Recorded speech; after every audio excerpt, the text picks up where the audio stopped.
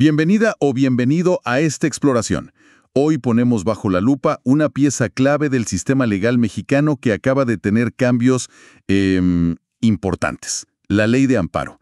Tenemos el texto oficial, recién salido del Diario Oficial de la Federación el 16 de octubre de 2025, y bueno, vigente desde el día siguiente.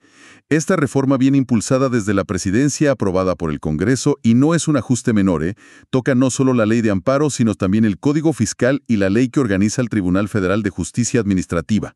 Nuestra misión hoy es desentrañar qué cambia realmente y por qué debería importarnos a todos, seamos abogados o no. Exacto. Y hay varios frentes abiertos con esta reforma, la verdad. Nos centraremos en los puntos que más resaltan. Primero, un empujón muy fuerte hacia la digitalización de los juicios, o sea, usar más tecnología. Segundo, modificaciones bastante drásticas a la figura de la suspensión, esa medida cautelar tan debatida en el amparo. Y tercero, ajustes en cómo se tramitan los juicios y, en cómo se pueden pelear ciertos asuntos fiscales. Definitivamente es una reforma que va a mover el tablero para litigantes, autoridades y ciudadanos. Entremos entonces al primer punto, la justicia digital. Suena moderno. ¿Pero qué implica en la práctica este salto tecnológico que impulsa la reforma? Ok, vamos a desempacar esto. Implica un cambio cultural y operativo importante, La reforma apuesta fuerte por los medios electrónicos. Ahora, los escritos que presentan las partes en un juicio de amparo pueden ser en papel, como siempre, o electrónicos, usando la firma electrónica, la famosa FIREL. Para la persona o empresa que inicia el amparo, usar la vía electrónica es una opción. Digamos, puede elegir. Pero aquí viene lo interesante y lo que cambia las reglas del juego, sobre todo para las notificaciones. Si las partes ya tienen una cuenta en el portal en línea del Poder Judicial Federal, tienen que avisar desde el principio para que les notifiquen por ahí. Y el cambio más grande. Todas las autoridades involucradas en un juicio de amparo, piensa en secretarías, institutos, lo que sea, están obligadas a tener su usuario en ese portal y a interactuar por esa vía o mediante sistemas interconectados si los tienen. Las notificaciones en papel, las que lleva el actuario, pasan a ser la excepción. Obligatorio para las autoridades. Eso suena a un desafío logístico enorme. ¿Están todas las dependencias preparadas para esto? Digo, ¿quién se asegura de que la tecnología funcione y no se conviertan los juicios en un caos digital? Muy buena observación. No es un cambio trivial. La responsabilidad principal recae en el nuevo órgano de administración judicial. Esta es la entidad que sustituirá al Consejo de la Judicatura Federal, con la reforma judicial más amplia. Este órgano tiene la tarea de poner las reglas del juego, cómo funcionará la firma electrónica, cómo se manejarán los expedientes, el físico y el nuevo electrónico, qué sistemas se usarán para notificar. Además, los propios jueces y magistrados son responsables de vigilar que todo lo que llegue en papel se digitalice correctamente. Y no es solo una declaración de buenas intenciones, El decreto establece plazos específicos en sus artículos transitorios. Plazos para que tanto este órgano como todas las autoridades se suban al tren digital.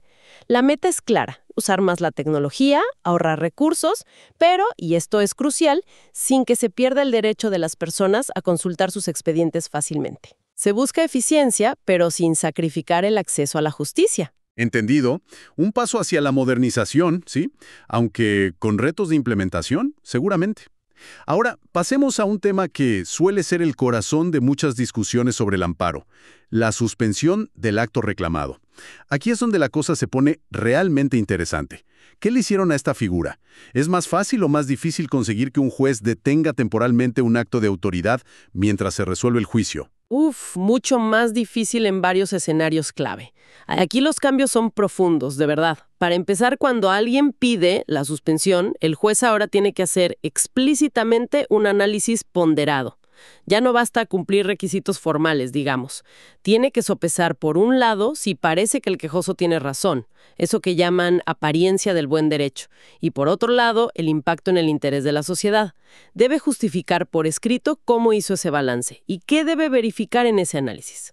A ver, primero que el acto que se reclama exista o sea muy probable que exista. Eso es básico. Segundo, que la persona que pide la suspensión demuestre, al menos inicialmente, que ese acto le afecta directamente, su interés, pues. Tercero, y aquí entra fuerte la ponderación, que al comparar los efectos de suspender el acto contra el interés social, quede claro que detenerlo no cause un daño grave a la colectividad o la priva de beneficios importantes. Y cuarto, como decíamos, que haya indicios de que la demanda de amparo podría prosperar, sin que esto signifique adelantar el resultado final, claro. Suena a que el juez tiene más tareas, ¿sí? Y también más discrecionalidad para negar la suspensión basándose en eso del interés social, ¿no? Exacto. Y esa discrecionalidad se acota, o más bien se elimina, en ciertos casos donde la reforma directamente prohíbe la suspensión. Y aquí viene una de las restricciones más fuertes y, polémicas. Se prohíbe expresamente conceder la suspensión contra normas generales, actos u omisiones de autoridades en áreas muy sensibles. Son las mencionadas en ciertos párrafos del artículo 28 de la Constitución. Estamos hablando de competencia económica. O sea, las decisiones del regulador antimonopolios. Justo. Y también telecomunicaciones, radiodifusión y el sector energético. En estos campos, simplemente no se puede pedir la suspensión contra las reglas generales o los actos de las autoridades regulatorias. La única rendija, por así decirlo, es si la autoridad de competencia económica impone multas o desincorporaciones. Esas sanciones sí se pausan hasta que termine el juicio de amparo. Un momento. Eso significa que si, por ejemplo, se emite una nueva regulación energética que una empresa considera inconstitucional, ¿no puede pedirle a un juez que suspenda su aplicación mientras se resuelve el amparo? Tiene que cumplirla sí o sí hasta el final del juicio. Así de directo. Así parece interpretarse de la redacción, sí. Para esas normas generales, en esos sectores específicos, la puerta de la suspensión parece cerrada. Y para reforzar esto, fíjate, la reforma añade una frase contundente al artículo que regula las suspensiones contra leyes. En ningún caso la suspensión podrá concederse con efectos generales. Esto elimina la posibilidad, que a veces ocurría antes, de que la suspensión beneficiara a todos los afectados por una ley, aunque solo uno hubiera pedido el amparo. Ahora, si acaso se concede, solo protege a quien lo pidió. Muy individualizado. Vaya. Son cambios que realmente parecen limitar el poder del amparo como freno inmediato a ciertas acciones gubernamentales, sobre todo en lo económico, ¿verdad? Y se añadieron más situaciones específicas donde se considera que dar la suspensión va contra el interés social. Sí, la lista de supuestos donde la suspensión se considera improcedente por afectar el interés social se amplía, se hace más larga. Ahora incluye explícitamente situaciones como permitir actos que faciliten operaciones con dinero de procedencia ilícita, o sea, lavado de dinero, aunque hay excepciones para asegurar pagos básicos como salarios, pensiones, alimenticias o créditos, pero ojo, siempre que se demuestre que el dinero es lícito. Y un detalle importante, en estos casos nunca se dará la suspensión provisional, la rápida inicial, y la definitiva solo por los fondos cuya legalidad se pruebe. Entiendo. Mucho más estricto en esos casos. ¿Qué más? También se considera contra el interés social impedir que las autoridades obtengan información financiera para investigar justamente operaciones ilícitas o permitir que alguien siga operando un negocio o servicio que necesita un permiso o concesión federal, si no lo tiene, y también obstaculizar al gobierno en el manejo de la deuda pública. Y también hay precisiones en materia penal. Si alguien está en prisión preventiva oficiosa por los delitos más graves, la suspensión en el amparo solo sirve para que el juez de amparo vigile su libertad personal, pero sigue a disposición del juez penal para que el proceso continúe. O sea, no detiene el proceso penal en sí. Y para otros delitos que afecten la libertad, pero no ameriten prisión oficiosa, ahora se exige depositar una garantía económica en 5 días para que la suspensión funcione. Clarísimo. La suspensión se vuelve un terreno mucho más restringido y complejo de navegar, sin duda. Pero la reforma toca más cosas, ¿verdad? Mencionaste ajustes al procedimiento del amparo y conexiones con lo fiscal. ¿Qué significa esto para el día a día de los juicios? Así es. Hay varios ajustes procesales que buscan aparentemente agilizar o delimitar más el juicio.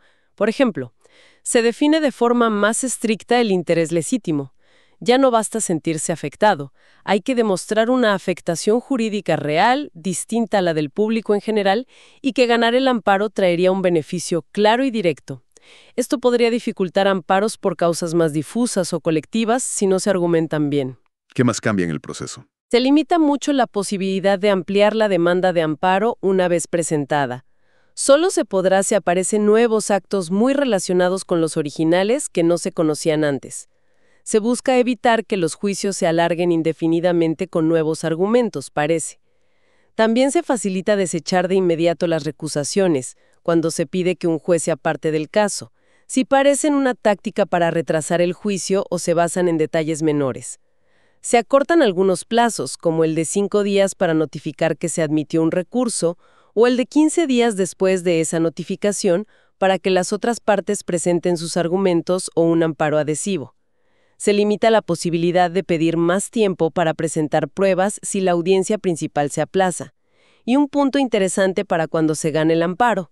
Ahora el juez, antes de exigir a las autoridades que cumplan la sentencia, debe verificar si realmente tienen facultades legales para hacerlo. ¿Esto podría evitar requerimientos a autoridades incorrectas? ¿No? Entiendo. Ajustes para hacer el proceso más eficiente o quizás más estricto en algunos puntos. ¿Sí? ¿Y lo fiscal, cómo encaja en todo esto? Mencionaste cambios al Código Fiscal y a la ley del Tribunal Fiscal. Aquí la conexión es muy directa y parece, muy calculada. Por un lado, se reforma el Código Fiscal para decir que el recurso de revocación, esa queja que se presenta ante la propia autoridad fiscal, como el SAT, es improcedente. O sea, no se admite. ¿Contra qué? Contra 2 tipos de actos específicos. Primero, los que exigen el pago de impuestos o multas que ya habían sido confirmados en una resolución definitiva después de una pelea legal previa. Y segundo, los actos que deciden si esas mismas deudas fiscales ya firmes prescribieron, o sea, si se extinguió la obligación de pagarlas por el paso del tiempo. Ajá.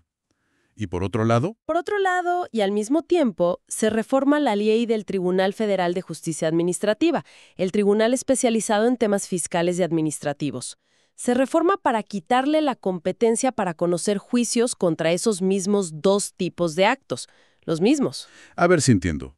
Si Hacienda me cobra una deuda fiscal que yo ya peleé antes y perdí, o si resuelve que esa deuda no ha prescrito, ya no puedo ir a quejarme de nuevo ante Hacienda con el recurso de revocación. Exacto. Y tampoco puedo demandar ante el Tribunal Fiscal con el juicio de nulidad. Exactamente. Para esos escenarios específicos de créditos fiscales ya confirmados previamente, la reforma parece cerrar esas 2 puertas, que son las vías ordinarias de defensa fiscal. Vaya. Lo fascinante aquí es, ¿qué opción le queda entonces al contribuyente en esos casos? Pues todo indica que la única vía sería el amparo indirecto, directo ante un juez federal. ¿Y ese amparo tendría reglas especiales o sería como cualquier otro? Probablemente sí tendría reglas especiales. Tendría que promoverse siguiendo las reglas del reformado artículo 107 de la Ley de Amparo para estos casos. Ese artículo sugiere que solo se podrían alegar violaciones ocurridas en el procedimiento de cobro y quizás solo hasta que se publique la convocatoria para rematar los bienes del deudor. Y si se quisiera pedir la suspensión para detener el cobro mientras dura el amparo, aplicaría la regla específica del artículo 135 reformado para créditos fiscales firmes. O sea, habría que garantizar el monto adeudado obligatoriamente con un billete de depósito o una carta de crédito, formas de garantía más seguras y líquidas para la autoridad fiscal. En resumen, se canaliza la disputa al amparo, pero bajo condiciones potencialmente más duras. Entonces, resumiendo el panorama general, tenemos una reforma que empuja fuerte hacia la digitalización obligatoria para las autoridades en los juicios de amparo. Eso por un lado. Al mismo tiempo, redefine y restringe de manera muy significativa la suspensión, sobre todo contra leyes y actos en sectores económicos clave, y además prohibiéndola con efectos generales para normas. Añade nuevas causales para negar la suspensión por interés social y ajusta varias reglas del procedimiento. Y finalmente, cierra vías de impugnación fiscal ordinarias para ciertos créditos, canalizando esas disputas hacia el amparo bajo condiciones específicas. Es una buena síntesis. Una intención de limitar la capacidad del juicio de amparo a través de la figura de la suspensión para actuar como contrapeso inmediato a ciertas políticas o actos de autoridad, especialmente, como bien dices, en los ámbitos económico, energético y fiscal. Los cambios a la suspensión y la conexión con lo fiscal son particularmente revelador. Habrá que estar muy atentos a cómo los jueces y tribunales interpreten y apliquen estas nuevas reglas en los casos concretos, porque ahí se verá el verdadero impacto de esta transformación legal. Mucho por observar.